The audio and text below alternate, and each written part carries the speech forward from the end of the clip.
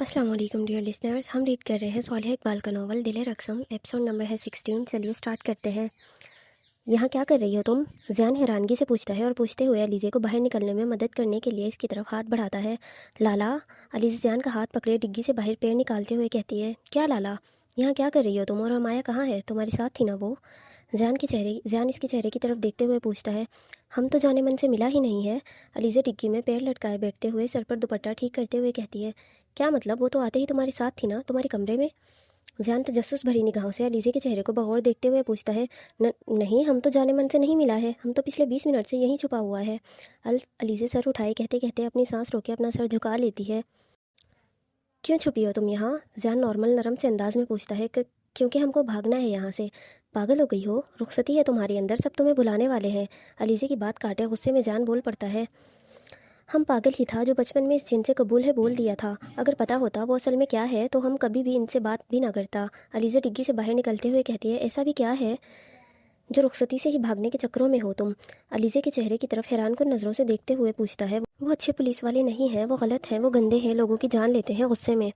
علیزہ اپنے ہاتھوں میں لہنگا مضبوطی سے بھینچتے ہوئے زیان کی آنکھوں میں دیکھتے ہوئے کہتی ہے، مطلب تم نے اسے یہ سب کرتے دیکھا ہے؟ زیان علیزہ کے ڈر کو محسوس کرتا پوچھتا ہے۔ علیزہ سر ہلاتے ہوئے نظریں جھکائے جواب دیتی ہے، میں نے ان کو 5 لوگوں کو ایک ساتھ مارتے دیکھا ہے لالا، وہ مجھے بھی ماریں گے، وہ اچھے نہیں ہیں، بس وہ اچھے بنتے ہیں۔ کہتے ہوئے علیزہ کی آنکھوں میں نمی بھرنے لگ گئی تھی اور زیان کی آنکھوں میں حیرانگی۔ پر علیزہ، یہ اس کا کام ہے، غلط لوگوں کو مارنا ڈرانا، یہ سب کام ہے اس کا، پر معصوم لوگوں کو مارنا ڈرانا گنڈا گردی کرنا یہ کون سا کام ہے؟ انہوں نے معصوم لوگوں کی جان لی تھی جن میں 2 بچے اور 3 بڑے لوگ تھے، وہ ہمارے ہی گاؤں کے تھے لالا، ہم نے ان کو اپنی آنکھوں سے ہنستے ہوئے ان معصوموں کی جان لیتے دیکھا ہے۔ علیزہ روتے ہوئے کہتی ہے۔ علیزہ کی بات پر زیان خاموش انداز میں اس کی طرف دیکھنے لگتا ہے، ہم اس قسم کے انسان کے ساتھ نہیں رہ سکتے ہیں جو لوگوں کی جانیں لیتا ہے۔ علیزہ کے باقی کے الفاظ اس کے منہ میں ہی دم توڑ گئے تھے۔ علیزہ بات سنو، زرخان پولیس والا ہے، وہ ایسے ہی کسی کی جان نہیں لے سکتا ہے، یہ اس کے اصولوں کے خلاف ہے، وہ جو بھی کرتا ہے خان بابا سے پوچھ کر کرتا ہے، کیونکہ زرخان پولیس صرف خان بابا کی وجہ سے بنا تھا، اس لیے خان بابا نے ہی انہیں کہا ہوگا تم ریلیکس ہو جاؤ، ٹینشن مت لو، زرخان غلط انسان نہیں ہے۔ زیان خود گہری سانس لیتے ہوئے خود کو پرسکون کرتا ہے اور پھر پرسکون انداز میں علیزہ کو سمجھاتا ہے، آپ کو لگتا ہے لالا کہ ہم ابھی بھی بچہ ہے، ہمیں کسی چیز کا عقل نہیں ہے؟ علیزہ نم آنکھوں سے زیان کے چہرے کی طرف دیکھتے ہوئے پوچھتی ہے، ہم زرخان لالا کو بچپن سے جانتا ہے، ہم انہیں جن اس لیے نہیں کہتا ہے کہ وہ غصے والا آدمی ہے، وہ ہمیں ڈراتا ہے، ڈانٹتا ہے، وہ واقعی میں ہی ایسا ہے، جن جیسا ہے، جو دوسروں کی جان لینے سے پہلے سوچتا تک نہیں ہے، اور ہمیں ایک ایسا شخص اپنی زندگی میں نہیں چاہیے۔ ہم ان کا بیوی ضرور ہے، پر ہم ان کا بیوی کبھی نہیں بنے گا لالا، ہم کو نفرت ہے زرخان لانا سے، اور ہمیں ہمیشہ ان سے نفرت ہی رہے گا، چاہے ہم رخصت ہو کر ان کے گھر چلا جائے یا یہاں سے بھاگ جائے، پر ہم ان سے ہمیشہ صرف نفرت ہی کرے گا۔ علیزہ زیان کی آنکھوں میں دیکھتے ہوئے کہتی ہے، آپ جاؤ یہاں سے لالا، میں نہیں چاہتی میری وجہ سے وہ آپ کو کچھ کریں، ہم بس اپنی گاڑی میں یہاں سے جانے لگا ہے۔ اور تمہارے ماں باپ، ان کا کیا؟ ان کے بارے میں سوچا ہے؟ وہ خوشی سے بھرپور انداز میں سب مہمانوں سے ملاقات کر رہے ہیں اور اپنی بیٹی کی شادی کے بارے میں بتا رہے ہیں۔ ہم کیوں سوچیں ان کے بارے میں؟ انہوں نے سوچا کبھی ہم سے؟ کبھی پوچھا کہ ہم نے شادی کرنا ہے یا نہیں؟ ماں باپ زبردستی بچوں کا شادی کروا کر ہمیشہ یہ کہ سوچتے ہیں کہ ہم نے جو فیصلہ کیا ہے وہ صحیح ہے اور ہمارے بچے نئی زندگی میں خوش رہیں گے؟ زبردستی کے رشتے میں کون خوش ہوتا ہے لالا؟ اور جب آپ کو پتہ ہے کہ آپ کی شادی جس سے ہو رہی ہے وہ اصل میں کیسا انسان ہے؟ ہم کو اس وقت کسی کا نہیں سوچنا ہے، بس فیصلہ کر لیا ہے ہم نے۔ علیزہ اٹل لہجے میں زیان کی آنکھوں میں دیکھتے ہوئے کہتی ہے، جو مرضی بولو اور جو دل کرے وہ کرو علیزہ، زندگی تمہاری ہے، اور خان بابا نے ہمیں یہی سکھایا ہے، آزادی مرد اور عورت کی برابر کی ہوتی ہے، ہر کسی کو اپنی زندگی کا فیصلہ کرنے کا حق ہے، پر یہ یاد رکھنا زرخان کو اپنی عزت نفس ہر شخص سے زیادہ عزیز ہے، ہر شخص سے، ماں باپ کے بارے میں نہ صحیح، پر اس کے بارے میں سوچ کر اگلا قدم اٹھانا، کیونکہ ماں باپ معاف کر دیں گے تمہیں، پر زرخان جیسے الٹے دماغ کا آدمی کبھی تمہیں معاف نہیں کرے گا، وہ تمہیں کہیں سے بھی ڈھونڈ نکالے گا، یہ یاد رکھنا تم۔ زیان اپنے آخری الفاظوں پر زور دیتے ہوئے کہتا ہے، اور کہتے ہی علیزہ کو چھوڑے واپس حویلی کی طرف بڑھنے لگتا ہے۔ ذہن میں امایا کی فکر شروع ہو چکی تھی۔ واپس حویلی میں آئے، وہ گراؤنڈ میں ہر طرف نظریں دوڑاتے ہوئے عارش کو ڈھونڈنے کی کوشش کرتا ہے، پر عارش اچانک سے ہی کہیں ہوا کی طرح غائب ہو گیا تھا، جو نظر ہی نہیں آ رہا تھا۔ عزت نفس ہم کو بھی سب سے زیادہ عزیز ہے لالا، پر ہماری عزت نفس ہم کو زرخان جیسا ظالم انسان بننے کی اجازت نہیں دے رہا ہے۔ علیزہ زیان کو اندر جاتا دیکھ کہتی ہے، اور خود بھی گہری سانس لیتے ہوئے اپنا لہنگا پکڑے حویلی کے پچھلے حصے کی طرف بڑھتی ہے، جہاں اس نے اپنی گاڑی پہلے ہی پہنچوا دی تھی۔ ڈگی میں وہ صرف اپنی احتیاط کے لیے وقتی طور کے لیے چھپی تھی کہ گاڑی میں سوار وہ احتیاط سے حویلی سے باہر نکل جائے گی، پر زیان نے اس کے پلان پر پانی پھیر دیا تھا، اس لیے اب وہ دوبارہ اپنی گاڑی کی طرف بڑھتی ہے، پر گاڑیوں کے پیچھے چھپتے چھپاتے ہوئے اپنی گاڑی تک پہنچتی کہ اپنی گاڑی کو سامنے دیکھ کر وہ پرسکون سی گہری سانس لیتے ہوئے مسکراتی ہے اور گاڑی کی طرف بڑھتی ہے۔ گاڑی کا دروازہ کھولتی ہی ہے اسے کسی کے قدموں کی آواز سنائی دیتی ہے، جسے سنتے ہوئے مڑ کر دیکھنے سے پہلے ہی علیزے کی سانسیں اتھل پتھل ہو گئی تھیں۔ وہ کن قدموں کی آہٹ تھی وہ اچھے سے جانتی تھی۔ بھائی کہاں گئے آپ؟ امایا پھر گم ہو گئی ہے۔ زیان ایک ہاتھ کمر پر رکھے دوسرا ہاتھ بالوں میں پھیرتے ہوئے پریشانی کے عالم میں کہتا ہے، اور کہتے ہی امایا کو ڈھونڈنے وہ حویلی کے اندر داخل ہونے کے لیے بڑھتا ہے۔ زیان اپنے اطراف میں دیکھتے ہوئے پریشانی میں آگے کی طرف بڑھتا جا رہا تھا کہ بنا سامنے کی طرف دیکھے وہ بلیک کلر کی لانگ گھیر والی بالکل سمپل سی فراک پہنے ہوئے، ہاتھوں میں لال سرخ گلاب کی پنکھڑیوں کی پھولوں سے بھری ہوئی پلیٹ لیے حویلی سے باہر نکلتی لڑکی سے ٹکرا جاتا ہے۔ زیان کے قدم حویلی میں پڑے تھے اور اس کے قدم باہر جانے کے لیے بڑے ہی تھے کہ زیان کے اچانک سے مڑنے سے زیان کا پیر اس لڑکی کے پیچھے زمین پر لٹکتے ہوئے دوپٹے پر رکھا جاتا ہے، جس سے وہ آگے جانے کے بجائے زور سے جھٹکا کھا کر پیچھے گرنے والی ہوتی ہے۔ لڑکی سر کے بل زمین پر گرتی اس سے پہلے ہی زیان اسے اپنے بائیں ہاتھ سے لڑکی کی کمر کو پکڑے اسے گرنے سے بچا لیتا ہے۔ لڑکی کو وہ بچا لیتا ہے، پر اس کے ہاتھوں میں پکڑے ہوئے پھولوں والی پلیٹ سیدھا ہوا میں اڑتی ہوئی ان دونوں پر پھول برسانے لگتی ہے۔ سفید گوری رنگت لائٹ لال کلر کا بلش لگائے، آنکھوں پر بنا کسی آئی شیڈو کے لائنر اور مسکارا لگائے ہوئے، کانوں میں سہارے والے سلور ایئرنگز پہنے جو اس کے بالوں سے اٹیچ تھے، کمر تک آتے لمبے گنے بالوں میں کرل ڈالے ہوئے وہ انہیں آدھی کمر تک نیچے کیے ہوئے تھے، لال سرخ رنگ کی ڈارک میٹ لپسٹک لگائے ہوئے لڑکی زیان کی قمیض کو اس کے کھلے بٹنوں والی جگہ سے مضبوطی سے پکڑے اپنی آنکھیں مضبوطی سے نیچے ہوئے تھی، جبکہ زیان اپنی آنکھیں کھولے ہوئے اپنے ہاتھ کے وزن پر کھڑی لڑکی کو بغور دیکھ رہا تھا۔ دیکھ کر نہیں چل سکتی کیا محترمہ؟ زیان بیزاریت والی گہری سانس لیتے ہوئے غصے میں کہتا ہے، نظر شاید آپ کو نہیں آتا ہے، آپ میرے دوپٹے پر چڑھے ہیں تبھی میں گری ہوں۔ زیان کی آواز پر لڑکی جلدی سے خود کو کمپوز کرتی اس سے دور ہوتے سیدھی ہو کر کھڑی ہو جاتی ہے۔ تو اتنے لمبے لمبے دوپٹے لیتی کیوں ہیں آپ لوگ؟ بندہ خود تو گرے ساتھ ہی دوسرے کو بھی لے کر گرے۔ زیان اپنی قمیض کو جھاڑ کر ٹھیک کرتے ہوئے تلخ لہجے میں کہتا ہے، دیکھیں میرے دوپٹے کو کچھ بھی کہنے کی ضرورت نہیں ہے، غلطی آپ کی ہے، شرافت سے سوری بولیں اور جائیں یہاں سے۔ لڑکی اپنا گلا کھنکارتے ہوئے اپنے دوپٹے کو ٹھیک کرتے ہوئے کہتی ہے، میں سوری بولوں آپ کو؟ زیان اپنے منہ میں زبان گھماتے ہوئے ایک آئی برو اٹھاتے ہوئے پوچھتا ہے، جی غلطی آپ کی ہے تو آپ ہی بولیں گے، میں تو نہیں۔ لڑکی زیان کی آنکھوں میں دیکھتے ہوئے اپنے کندھے اچکاتے ہوئے کہتی ہے، غلطی میری نہیں آپ کی ہے، اور سوری بولتی ہے میری جوتی کسی کو بھی۔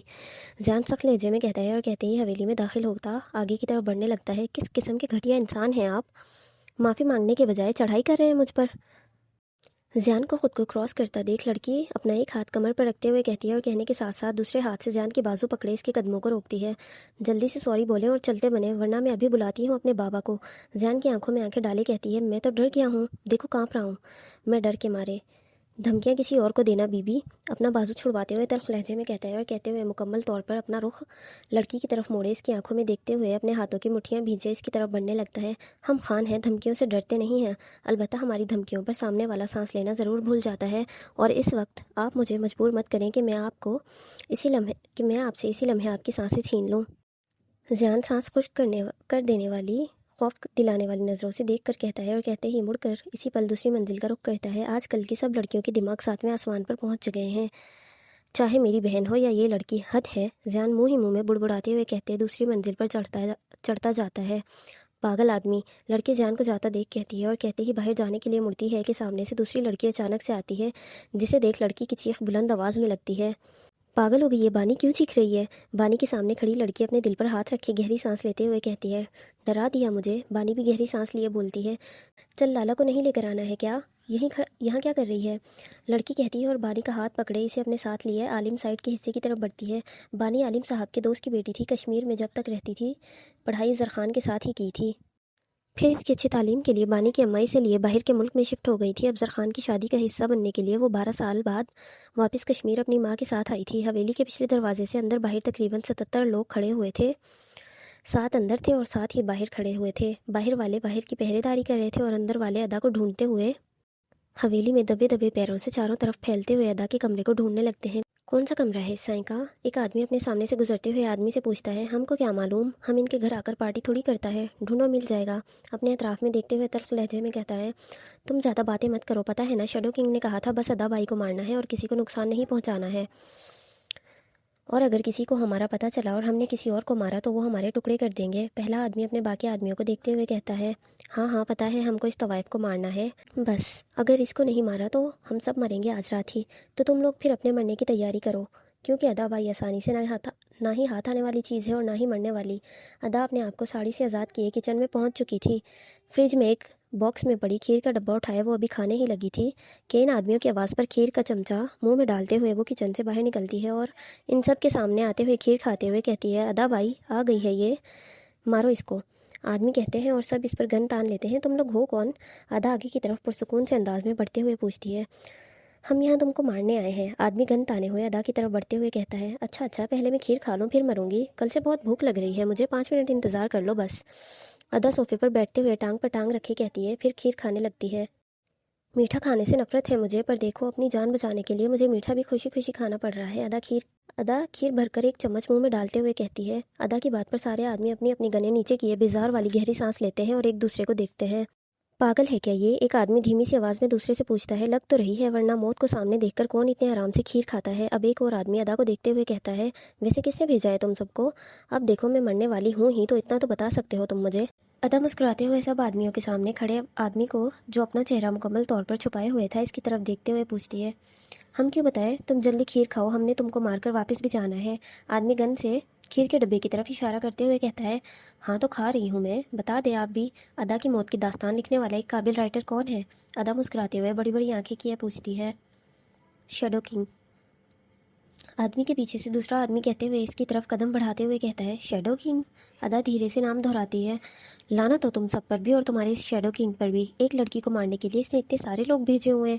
ادا گندا سا منہ بنائے ہوئے کہتے ہوئے زور سے کھیر کا ڈبہ ٹیبل پر پٹکتے ہوئے اٹھ کھڑی ہوتی ہے۔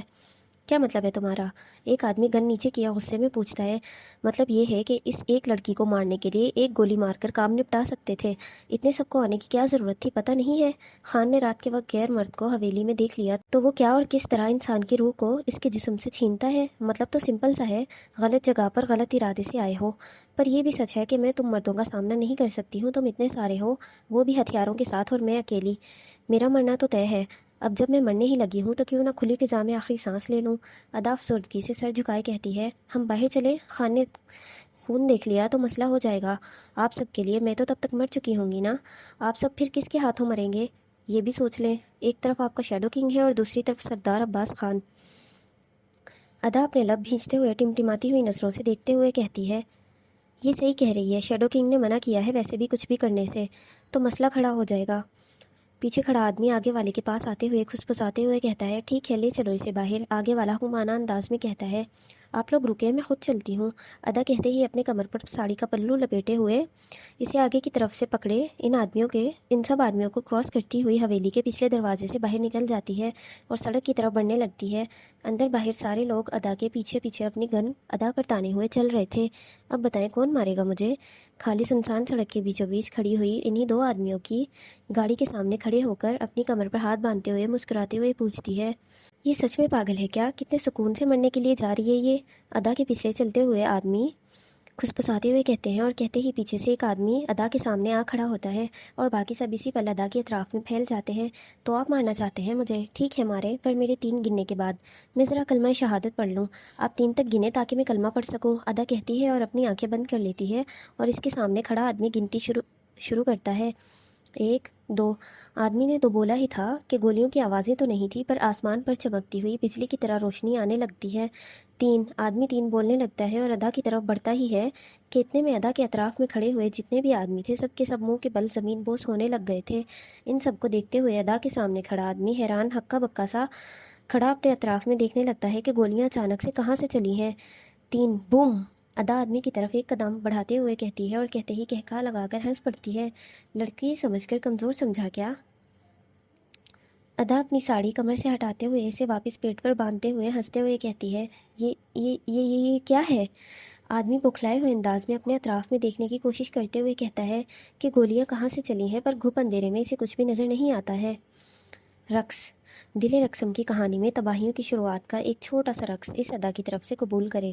ادا اپنے پیٹ پر ہاتھ رکھے مسکراتے ہوئے سر جھکائے ہوئے کہتی ہے، ادا کی بات سنتے ہوئے بھی آدمی اپنے اطراف میں ڈر کر دیکھ رہا تھا کہ کوئی اس پر گولی نہ چلا دے۔ کچھ نہیں دیکھے گا، نظروں کو لگام لگا لو اپنی۔ ادا مسکراتے ہوئے اپنی کمر سے ہاتھ ہٹائے ہوئے مڑتے ہوئے کہتی ہے اور کہتے ہوئے آدمیوں کی گاڑیوں میں آگے والی گاڑی کی بونٹ پر جا بیٹھتی ہے، تم لوگوں کو سچ میں لگتا ہے کہ ادا کو مارنا اتنا آسان ہے؟ جو تم لوگ اتنی آسانی سے یہاں تک پہنچ گئے، بھول گئے تھے کیا میں کون ہوں؟ میں صرف اپنے رقص سے ہی مردوں کے ہوش اڑانے والی نہیں بلکہ اپنے لفظوں سے بھی انہیں کہیں کا نہیں چھوڑتی ہوں۔ ادا گاڑی کے بونٹ پر بیٹھی اپنے دونوں ہاتھ بونٹ پر رکھے ہوئے بولتی ہے، یہ سب کیا ہے؟ کون ہے یہاں اور تم کیا ہو؟ آدمی اپنے قدموں کو فرش پر رگڑ کر آگے کی طرف اٹھاتے ہوئے پوچھتا ہے، میں ادا ہوں، 22 سالہ کشمیرن طوائف جو ہر جمعرات کی رات محفل سجائے ہر مرد کا دل لوٹ لیتی ہے۔ ادا چہرے پر فخریہ تاثرات سجائے کہتی ہے، ہم جانتے ہیں، تو اصل میں طوائف نہیں، تم ایک پولیس۔ نا نا نا نا نا نا، پولیس کا نام مت لینا، نفرت ہے مجھے پولیس والوں سے، ان کے نام سے جڑ کر میری ایسی کی تیسی مت کرو۔ آدمی کی بات کاٹتے ہوئے ادا فوراً سے بولتے ہوئے گاڑی کے بونٹ سے نیچے اترتی ہے اور دوبارہ آدمی کی طرف بڑھنے لگتی ہے۔ جاننا چاہتی ہو میں کون ہوں؟ ادا آدمی کو ڈرا دیکھ کر مزے لیتے ہوئے کہتی ہے، پر ادا کی بات کا کوئی جواب سامنے کھڑا شخص نہیں دیتا ہے۔ چلو انٹرویو دے دیتی ہوں میں تمہیں، کیا یاد رکھو گے؟ ویسے رکھا بھی نہیں جائے گا کیونکہ یہ آخری پل جو ہیں تمہاری زندگی کے۔ میں ادا یلدرم ہوں، ایرانی حکومت کی طرف سے بھیجی ہوئی ایک لڑکی، پر میں پولیس نہیں، نہ ہی کوئی انڈر کور ایجنٹ ہوں۔ میں ایرانی حکومت کی جیل کی ایک قیدی ہوں جس نے 13 سال کی عمر میں قتل کیا تھا، جس کی 3 سال جیل میں سزا کاٹی ہے۔ میں نے پھر 4 سال سے مجھے ایرانی حکومت نے رہائی کے نام پر اپنا غلام بنا لیا۔ 1 سال مجھے ٹریننگ دی، ہر قسم کا ہتھیار اور ہاتھ استعمال کرنے کے قابل بنایا۔ اب میری زندگی اور رہائی ان کے محتاج ہے، اور اب 8 سال ہو گئے ہیں مجھے ان کے لیے کام کرتے ہوئے، جس میں نے ان گنت لوگوں کی جانیں لی ہیں۔ لیکن ادا چھوٹے چھوٹے قدم اٹھائے آگے کی طرف بڑھتے ہوئے اپنے بارے میں بتاتی ہے، لیکن اب میرا ان کے لیے کام کرنے کا ارادہ بدل گیا ہے۔ اب ایک ہی ارادہ ہے میرا، اور وہ خان کو اپنا بنانا ہے۔ اس کے لیے جلدی مرنا تو اچھا نہیں رہے گا نا، اور تمہارا زندہ رہنا تمہارے شیڈو کنگ کو بتانا تو پڑے گا کہ میں ایک کوٹھے کی طوائف، ایک گاؤں کے سردار کی بیوی، نہ ڈرتی ہوں اور نہ ہی روتی ہوں۔ ادا چہرے پر بڑی سی مسکراہٹ سجائے کہتی ہے اور کہتے ہوئے اپنے دائیں ہاتھ ہوا میں کرتی ہے۔ ادا کا ہاتھ ہوا میں بلند ہوتا ہے کہ اتنے میں پیچھے سے ایک ٹائٹ بلیک کلر کی پینٹ اور بلیک کلر کی بٹنوں والی شرٹ، اس کے اوپر لانگ بلیک جیکٹ جو کہ اس کے گھٹنوں تک آ رہا تھا وہ پہنے ہوئے، لائٹ گولڈن براؤن کلر کے بالوں میں اونچی پونی ٹیل بنائے ہوئے، ہاتھ میں گن پکڑے، سیاہ آنکھوں میں الگ سی چمک سجائے ایک لڑکی ادا کی طرف بڑھتی ہے، اس کے برابر میں کھڑی ہو کر گن اس کے ہاتھ میں رکھتی ہے اور ایک قدم پیچھے کی طرف ہوئے کھڑی ہو جاتی ہے۔ ادا کے ہاتھ میں جیسے ہی گن آتی ہے وہ سامنے کھڑے آدمی کے دماغ کے بالکل بیچوں بیچ نشانہ باندھتی۔ آج کل انسان بن کر رہنے کا موڈ تھا، پر تم کتے کی دم مجھے پرسکون ہو کر رہنے نہیں دو گے۔ ادا غصے میں دان بھیجتے ہوئے کہتی ہے، مار دوں گی تمہیں تو تمہارے شیڈو کو کیسے پتا چلے گا کہ زندہ ہوں میں؟ ادا کولڈ انداز میں آدمی کے ڈرے ہوئے چہرے کی طرف دیکھتے ہوئے کہتی ہے، زور ٹانگ پر فائر کر دو ادا، کسی قابل نہیں رہے گا یہ، لڑکی دھیمی سی آواز میں کہتی ہے، اور ادا اسی پل گن اس کی ٹانگ کی طرف گولی چلانے لگتی ہے، پر آدمی الٹے پیر وہاں سے دوڑ کر ادا کو کراس کرتا ہوا اپنی گاڑی کی طرف جاتا ہے۔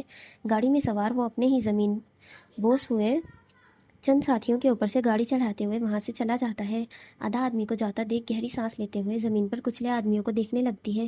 یہ سب صاف کرواؤ اس سے پہلے کہ کوئی دیکھ لے، ادا گن واپس اپنے پیچھے کھڑی لڑکی کی طرف دیکھتے ہوئے کہتی ہے، اور کہتے ہی اپنے قدم واپس حویلی کی طرف بڑھاتی ہے۔ اوئے، ناراض ہو اب تک؟ گن پیچھے کی طرف اپنے کوٹ کے نیچے کی طرف پینٹ میں لگاتے ہوئے کہتی ہے، میں کون ہوتی ہوں تم سے ناراض ہونے والی؟ ادا بنا مڑے بنا رکے کہتی ہے، تمہاری کرائم پارٹنر، اس سے بڑھ کر کوئی رشتہ ہو سکتا ہے ہمارا؟ آریان امایا کو لیے اپنے بنگلے پر پہنچ چکا تھا، جہاں شیروز باہر ہی کھڑا اس کا انتظار کر رہا تھا۔ گاڑی بنگلے کے دروازے پر پارک کرتا گاڑی سے باہر نکلے امایا کی طرف بڑھتا ہے، جو اپنے ہاتھوں میں سیٹ بیلٹ مضبوطی سے پکڑے ہوئے روتے ہوئے آریان کو اپنی طرف آتا دیکھ رہی تھی۔ باہر آؤ، گاڑی کا دروازہ کھولے، آریان امایا کو روتا دیکھ نرم لہجے میں کہتا ہے، مجھے نہیں آنا ہے انکل، مجھے واپس گھر جانا ہے۔ امایا روتے ہوئے دھیرے سے کہتی ہے، کل نکاح کے بعد چلی جانا، آخری بار مل لینا، فی الحال کہیں نہیں جاؤ گی تم۔ آریان کہتے ہی گاڑی کے اندر جھک کر امایا کی سیٹ بیلٹ کھولتا ہے۔ میں آپ کو انکل کہتی ہوں، اس لیے غصے میں آپ یہ سب کر رہے ہیں؟ آریان کو اپنے سامنے دیکھتے ہوئے پوچھتی ہے۔ نہیں تو، کہتے ہی گردن موڑے امایا کے چہرے کو دیکھتا ہے، پر اس کی اور اپنی بے حد نزدیکی پر آریان جلد ہی خود کو کمپوز کرتا گاڑی سے باہر نکل کھڑا ہوتا ہے۔ پھر امایا سر اٹھائے نم آنکھوں سے دیکھتے ہوئے پوچھتی ہے، مجھے تم پسند آ گئی ہو، بتایا تو ہے؟ امایا کی طرف ہاتھ بڑھاتے ہوئے کہتا ہے، جھوٹ بول رہے ہیں آپ، مجھے جانے دیں، میں بابا کو نہیں بتاؤں گی کہ آپ نے مجھے کڈنیپ کیا تھا۔ آریان کا ہاتھ جھٹکتے ہوئے کہتی ہے، تمہیں بتانے کی ضرورت بھی نہیں ہے، ہمارے نکاح کا گواہ وہی بنے گا۔ اپنے ہاتھ کو دیکھ تیش میں کہتا ہے، کیا مطلب ہے آپ کا؟ امایا حیرانگی سے پوچھتی ہے، وہی جو تم سمجھ رہی ہو میری جان۔ آریان کہتے ہی جھک کر امایا کو اپنی باہوں میں اٹھا لیتا ہے، مطلب یہ میری ریڈ روز، ایک بار تمہیں راضی کر لوں، تمہارے باپ کو اٹھوانا مشکل کام نہیں ہے میرے لیے۔ बंगले के अंदर का रुख करते हुए कहते कहते रुककर अमाया के चेहरे पर डर के एक एक नगूश को बागौर देखते हुए कहता है, और कहते ही अपना रुख वापस बंगले की तरफ करे अमाया को बाहों में उठाए वो बंगले को अपने रंग में रंगे, अपना दाएं कदम अंदर की जानिब रखे आगे बढ़ता है और हाल से शिरोज़ को एक सरसरी सी नज़र देखते हुए आर्यन सीढ़ियों के ऊपर दूसरी मंजिल पर अपने कमरे का रुख करता है। क्या करूं, किधर जाऊं, यहाँ से गिरी तो ना अपनी रहूंगी ना ही इस पुराने आदमी की। अमाया कमरे की बैल्कनी में खड़े हुए ऊपर से दूसरी मंजिल की तरफ देखते हुए डरे हुए लहजे में खुद से कहती है, अल्लाह जी अब मैं क्या करूं, आपने मुझे फिर से फंसा दिया एक बार। अब मुझे नहीं पता है, मुझे वापस हवेली जाना है, नहीं रुकना है यहाँ, आइंदा कभी हवेली से बाहर नहीं निकलूंगी, पक्का पक्का अल्लाह जी। बस एक बार मुझे वापस खान बाबा के पास पहुँचा देना और मैं यहाँ से कूद कर भागने लगी हूँ, बस मुझे बचा लेना अल्लाह जी। टूट फूट गई तो मैं कहाँ जाऊँगी फिर, प्लीज़ मुझे बचा लेना।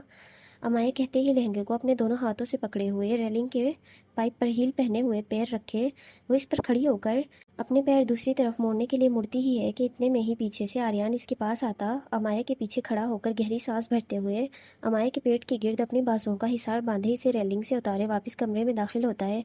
आप छोड़े मुझे, अजीब आदमी। आर्यन की बाहों से निकलने की कोशिश करते हुए अमाया अपने हाथ पैर हिलाते हुए कहती है और भागने की तैयारी में हो। अमाया को ज़मीन पर खड़ा किए अपनी कमर पर हाथ रख के गहरी सांस लेते हुए कहता है, मुझे जाने दें आप। अमाया गुस्से में घूर कर कहती है और जाने के लिए आर्यन को क्रॉस करती दरवाजे की तरफ बढ़ती है। कहाँ जाना है तुमने? अमाया की बाजुओं पकड़े इसे रोकते हुए पूछता है। घर जाना है बाबा के पास। अपना बाजू छुड़वाने की कोशिश करते हुए बोली। वजह? घूम फिर कर वापस मेरे पास ही तो आना है, तो इतनी कोशिशें क्यों? बाजू पकड़े अपनी तरफ खींचते हुए आंखों में देखते हुए कहता है, मैं क्यों आऊँगी आपके पास? मुझे नहीं आना, मुझे वापस अपने घर जाना है। आर्यन की आंखों से अपनी नज़रें हटाते हुए गुस्से में कहती है, अगर मैं ना जाने दूँ तो? आर्यन की बात पर अमाया की एक बार और पलकें उठ चुकी थी। तो मैं भाग जाऊँगी। आंखों में आंखें डाले अटल लहजे में कहती है, तुम्हें लगता है मेरी कैद गिरफ्त इतनी कमज़ोर है कि तुम यहाँ से भाग सको? अपनी बाजू की तरफ इशारा करते हुए कहता है, आपकी कैद का तो पता नहीं कितनी मजबूत है या नहीं है, पर मुझे कैद से निकलना आता है। कहते ही झटके से अपनी बाजू आर्यन के हाथ से आज़ाद करवा लेती है। चलो ठीक है, फिर निकल कर दिखाओ। इस बंगले की दहलीज को पार कर गई तो तुम रिहा, नहीं कर पाई तो तुम मेरी। अपनी कमर पर हाथ बांधते हुए अमाया के सामने से कदम हटाते दरवाजे की तरफ इशारा करते हुए कहता है। जाने की इजाज़त मिलते ही अमाया हैरान कुन नज़रों से कुछ पल वहीं खड़ी इस बात पर यकीन करने की कोशिश कर रही थी। नहीं जाना? आर्यन इतना ही बोलता है कि अमाया दोनों हाथों में अपना लहंगा पकड़कर इसी पल दौड़ लगाती है और कमरे से बाहर निकले वो सीढ़ियों की तरफ बढ़ती है। हील्स उतार दो रेड रोज़, जल्दी भाग पाओगी तुम। आर्यन वहीं खड़ा होकर अमाया के कदमों की आवाज़ पर चेहरे पर टेढ़ी सी मुस्कुराहट सजाए हुए कहता है और कहते ही अमाया को देखने के लिए वो कमरे से बाहर दूसरी मंजिल की रेलिंग की तरफ बढ़ता है। सुना है माँ बाप को ढूंढ रही हो तुम अपने? आर्यन कहता है और बंगले की मेन दरवाजे की तरफ दरवाजे को खोलने वाले हाथ रुक जाते हैं। अमाया गहरी सांस लेते हुए वहीं खड़ी दरवाजे को खोलने के बजाय मुड़कर दूसरी मंजिल पर खड़े आर्यन की तरफ देखती है। मैं बता सकता हूँ वो कौन है और कहाँ है इस वक्त। आखिरकार इनसे तुम्हें छीनकर खान को देने वाला मैं ही तो हूँ। आर्यन चेहरे पर बड़ी सी मुस्कुराहट सजाए हुए सीढ़ियों से नीचे उतरते हुए गले में पहनी हुई टाई को उतारकर हाथ में लटकाए अपनी शर्ट के शुरू के 3 बटनों को खोलने लगता है और अमाया की तरफ हॉल में कदम बढ़ाता है। ये क्या कह रहे हैं आप? अमाया हैरानगी से कहती हुई आर्यन की तरफ मुकम्मल रुख करती है अपना। तुम्हें क्या लग रहा है? आर्यन मुस्कुराते हुए एक आईब्रो झुकाते हुए पूछता है। कहाँ हैं वो लोग? मेरे माँ बाप कहाँ हैं? मुफ्त में आर्यन शाह लोगों को सिर्फ मौत देता है, ज़िंदगी नहीं, और ना ही ज़िंदगी जीने की वजह। आर्यन मुस्कुराते हुए कहते हुए अमाया के सामने आ खड़ा होता है। अगर मुझसे उम्र में बड़े ना होते ना, फिर मैं आपको बताती मुफ्त में मुझे हाथ लगाने की कीमत क्या होती है। अमाया अपने हाथों की मुट्ठियाँ भींचे गुस्से में कहती है। चलो कुछ पल के लिए भूल जाओ कि मैं तुमसे उम्र में बड़ा हूँ, करो जो करना है। मजीद अमाया की तरफ बढ़ते हुए कहता है। सोच लें, इल्ज़ाम मत देना फिर मुझे इसका। अटल लहजे में कहती है। नहीं देता, चैलेंज करने वाली नज़रों से देखते हुए बोलता है। ठीक है, अमाया कहती है और कहते ही आर्यन की तरफ कदम बढ़ाती एक ज़ोरदार थप्पड़ इसके मुंह पर मारने के लिए हाथ उठाती है। मुंह पर थप्पड़ लगता है इससे पहले ही आर्यन अपने चेहरे के करीब आता अमाया का हाथ पकड़े इसे गोल घुमाते हुए अमाया के बाजू से ही इसके पेट के गिर्द हिसार बांधता अमाया की पुश्त को अपने सीने से लगा जाता है। हाथों के बजाय लबों का इस्तेमाल करना ज़्यादा मुनासिब रहता, کیونکہ اپنے چہرے پر مجھے کسی کی نظریں تک برداشت نہیں ہے، ہاتھ تو دور کی بات ہے۔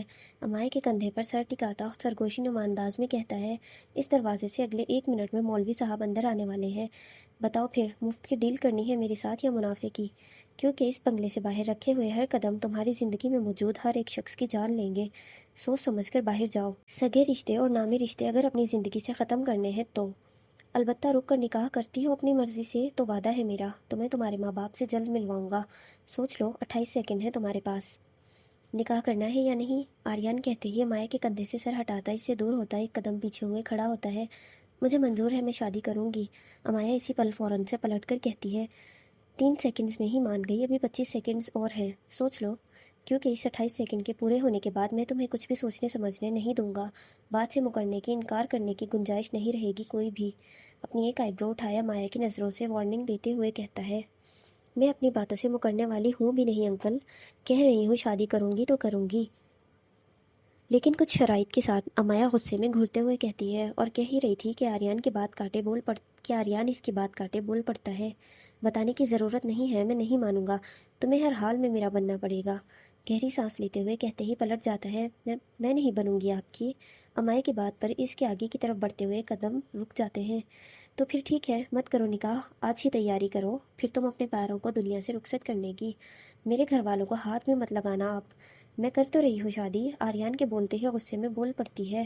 دونوں ایک دوسرے کی باتیں مکمل ہونے سے پہلے ہی اپنی باتیں شروع کر دیتے تھے۔ اور کیا چاہتے ہیں اب آپ مجھ سے؟ امایا اپنے ہاتھوں کی مٹھیاں مضبوطی سے بھینچتے ہوئے پوچھتی ہے۔ تم بولو کہ مکمل طور پر آریان، میں آپ کے بننے کے لیے تیار ہوں، جو آپ بولیں گے میں وہی کروں گی، نہ زبان چلاؤں گی اور نہ ہی کبھی آپ سے دور بھاگوں گی۔ امایا کی طرف واپس قدم بڑھاتے ہوئے کہتا ہے، میں ایسا کچھ نہیں مانوں گی۔ کولڈ انداز میں کہتے ہی مڑ کر دروازے کی طرف دیکھتی ہے، ٹھیک ہے، کوئی مسئلہ نہیں ہے، یہاں بیٹھ کر اپنے خان بابا کے گناہوں کی بخشش کی دعا مانگو۔ امایا کی نظریں دروازے کی طرف دیکھتے ہوئے کہتا ہے، میرے بابا کو ہاتھ بھی مت لگائیے گا۔ واپس آریان کو دیکھ کر غصے میں کہتی ہے اور اس کی طرف بڑھتی ہے، پھر وہ بولو جو میں سننا چاہتا ہوں۔ خود بھی امایا کی طرف بڑھتے ہوئے کہتا ہے، انکل۔ غصے میں بیزاریت سے کہتی ہے، بولو۔ اپنے الفاظ پر زور دیتے ہوئے کہتا ہے، میں نہیں بھاگوں گی کہیں بھی، جو آپ بولیں گے میں وہی کروں گی آپ سے۔ ہارے ہوئے انداز میں اپنی نظریں جھکائے ہوئے کہتی ہے، شاباش میرا بچہ، یہ ہوئی نا بات، خدا تمہیں ہمیشہ اسی طرح میری فرما بردار بیوی بنائے رکھے، بولو آمین۔ امائی کے سامنے کھڑا ہو کر اس کا چہرہ پیالے نما انداز میں اپنے ہاتھوں میں پکڑے امائی کی آنکھوں میں دیکھ کر مسکراتے ہوئے بولتا ہے، آمین۔ آریان کی آنکھوں میں غصے میں پرنم آنکھوں سے دیکھتے ہوئے اپنے ہاتھ میں لہنگا مضبوطی سے بھیجتے ہوئے کہتی ہے کہ اتنے میں بنگلے کے دروازے کھل جاتے ہیں۔ آریان امائی کے چہرے کو آزاد کرتا پیچھے دیکھتا ہے جہاں شیروز اور مولوی اندر داخل ہو رہے تھے۔ آریان ان دونوں کو دیکھتے ہوئے امایا کا ہاتھ پکڑے اسے اپنے ساتھ ہال میں صوفے کی طرف لیے بڑھتا ہے۔ امائی کو صوفے پر بٹھاتا، اس کا دوپٹہ اس کے سر پر اڑاتا، خود بھی اس کے پاس ایک ہی صوفے پر فاصلے کے ساتھ نکاح کرنے کے لیے بیٹھ جاتا ہے۔ زرخان اپنے گھر والوں کے ساتھ اسٹیج پر بیٹھے ہوئے علیزے کے آنے کا منتظر ہوتا ہے۔ رضوانہ بیگم اور اقبال صاحب دونوں خود علیزے کو کمرے سے لینے جاتے ہیں۔ کسی کو بھی علیزے کے بھاگ جانے کی خبر نہیں ہوئی تھی۔ زرخان اپنے غصے کو ضبط کیے خاموش سا ہو کر نظریں جھکائے اپنے زخمی ہاتھ جس پر وہ پٹی سرسری سی باندھے ہوئے اسٹیج پر بیٹھا ہوا تھا اور علیزے کے آنے کا منتظر تھا کہ اتنے میں شور خوشی سے بھرپور لہجے میں چیخو پکار کا عالم شروع ہو جاتا ہے۔ انار جلنا شروع ہو گئے تھے، لائٹ سی آواز میں میوزک چلنا شروع ہو گیا تھا، لال گلابوں کی پتیاں ہوا میں اڑتی ہوئی علیزے کے سر پر گرنے لگتی ہیں۔ سرخ رنگ کے دلہن کے جوڑے میں ملبوس، چہرے پر ایک لمبا سا گھونگھٹ ڈالے ہوئے جو اس کے پیٹ تک آ رہا تھا، دونوں ہاتھوں میں لہنگا پکڑے ہوئے علیزے اپنے ساتھ چلتے ہوئے دونوں طرف ماں باپ کے ساتھ ساتھ چھوٹے قدم اٹھائے زمین پر بچھی ہوئی پھولوں کی پتیوں پر قدم رکھے زرخان کی طرف اسٹیج کی طرف بڑھ رہی تھی۔ علیزے کو دلہن کی طرح سجا دیکھ اس کے ہاتھ میں اپنے لائے ہوئے گجروں کی طرف ایک نظر دیکھتے زرخان صوفے سے اٹھ کھڑا ہوتا ہے اور حیران کن نظروں سے علیزے کو دیکھتے اسٹیج کی سیڑھیوں کی طرف بڑھتا ہے۔ علیزے اسٹیج تک پہنچتی ہے کہ زرخان اس کی طرف اپنا زخمی ہاتھ بڑھائے علیزے کو اوپر آنے میں مدد کرتا ہے۔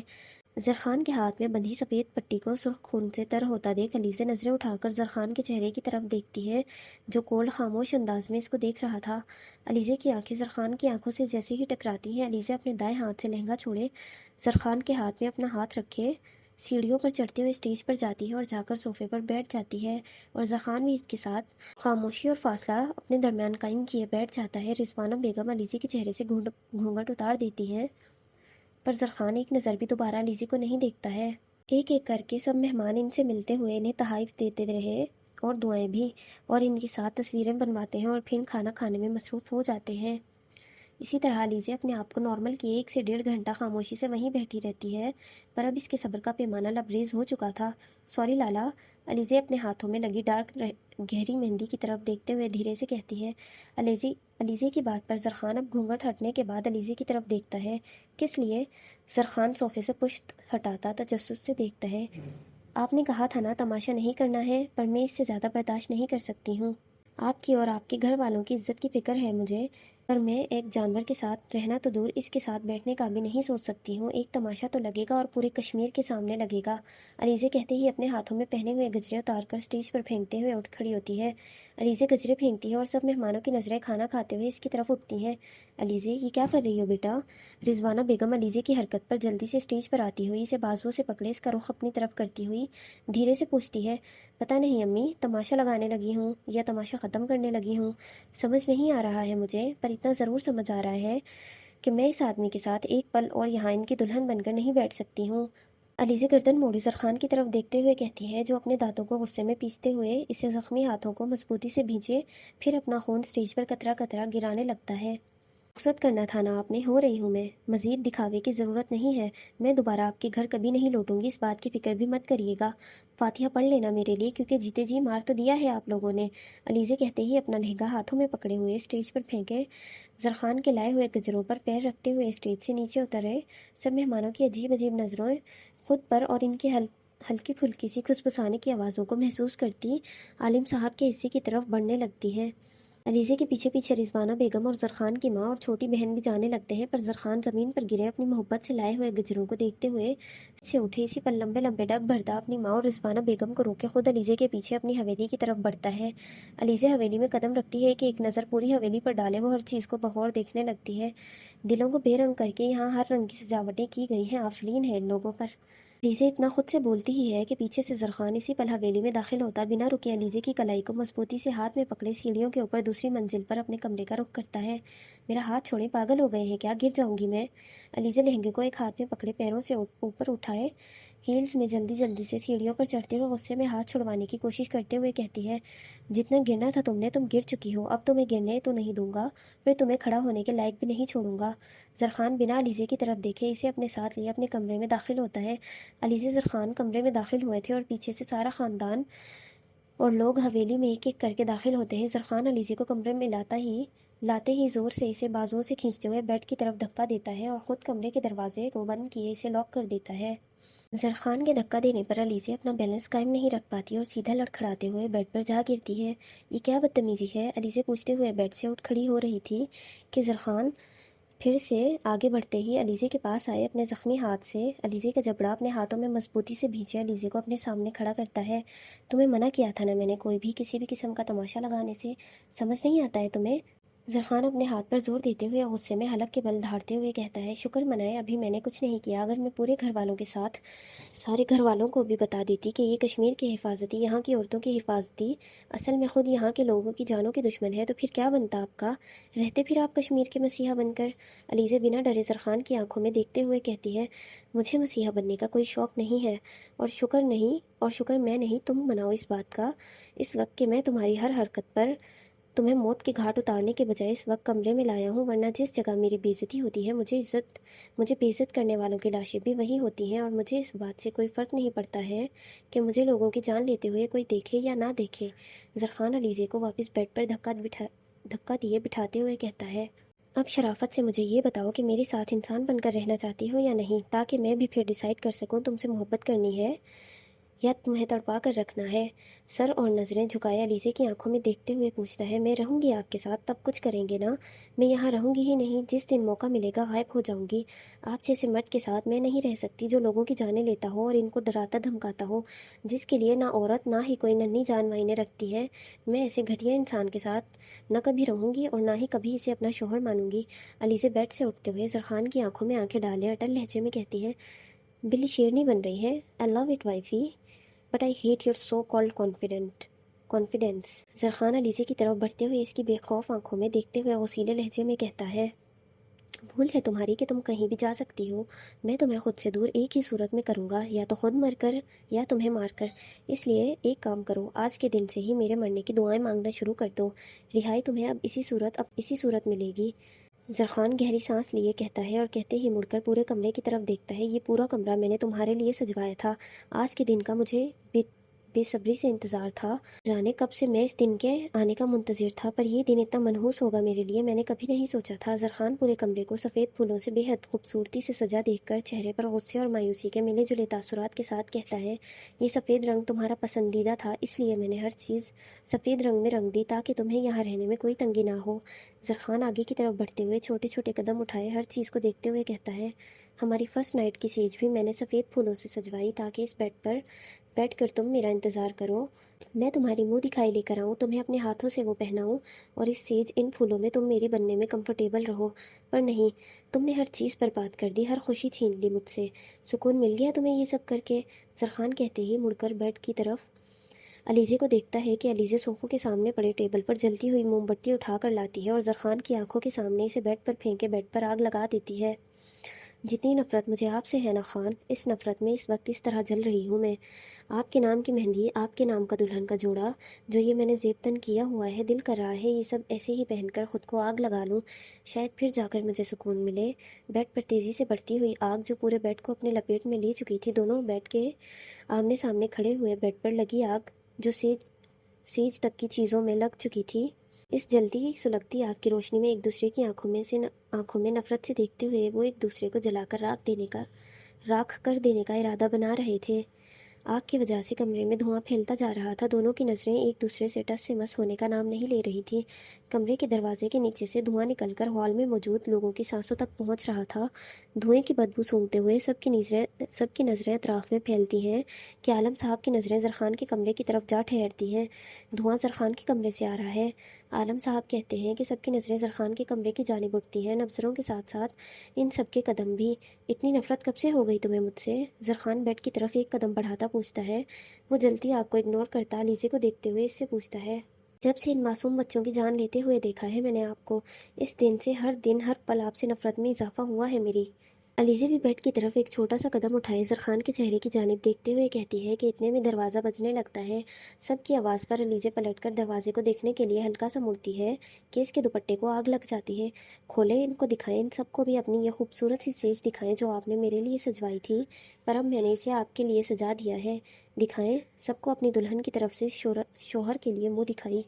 علیزے اسی پوزیشن میں کھڑی ہوئی گردن موڑے زرخان کو دیکھتے ہلکا سا مسکرا کر کہتی ہے، آپ نہیں کھول رہے؟ چلے میں کھول کر دکھاتی ہوں ان سب کو، جس آگ میں ان سب نے مجھے پھینکا تھا، اس کا چھوٹا سا منظر تو دیکھ لینا یہ سب بھی۔ علیزے کہتے ہی زرخان کے چہرے سے نظریں ہٹاتی آگے دروازے کو کھولنے کے لیے بڑھتی ہے کہ پیچھے سے اس کا دوپٹہ آگ کی لپیٹ میں آنے لگتا ہے۔ زمین پر لٹکتا دوپٹہ جل گیا تھا، اب آگ اس کی پشت کی طرف بڑھ رہی تھی۔ علیزے کو آگ خود پر محسوس ہوتی اس سے پہلے ہی زرخان دوپٹے کو جلتا دیکھ لیتا ہے۔ علیزے، زرخان بلند آواز میں دھاڑتے ہوئے کہتے دوڑ کر علیزے کی طرف لپکتا ہے کہ آگ اس کے بازو تک پہنچ چکی تھی۔ علیزے کی بازو پر آگ کی سیک لگتی ہی ہے کہ علیزے بھی ڈر کے مارے بلند آواز میں چیخ نکلتی ہے جو باہر موجود گھر والوں کے دل دہلا کر رکھ دیتی ہے۔